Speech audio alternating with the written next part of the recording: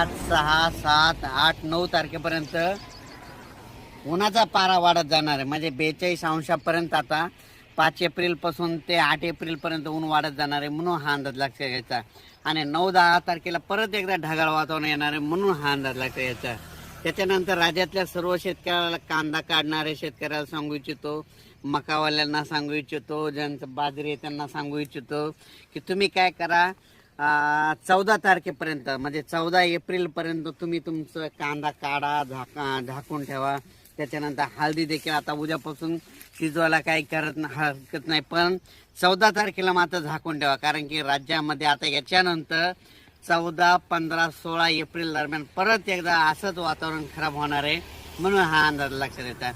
ही अंदाज फक्त पूर्वकल्पना म्हणून देत आहे. कारण की आता उद्यापासून म्हणजे उद्या 5 एप्रिल आहे, 5-6 पासून आता तुम्ही काय करा, कांदा काढायला सुरुवात करा, त्याच्यानंतर मका काढायला सुरुवात करा, त्याच्यानंतर हळदी सुद्धा शिजवायला काही हरकत नाही, पुन्हा आता लक्षात. पण राज्यामध्ये मात्र आता उद्यापासून हवामान कोरडं होणार आहे.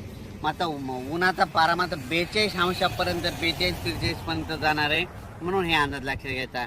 आणि 9 आणि 10 एप्रिलला एकदा परत ढगाळ वातावरण राहणार आहे. मात्र 14, 15, 16च्या दरम्यान परत एकदा राज्यात वातावरण खराब होणार आहे, म्हणून हा अंदाज लक्षात घ्यायचा.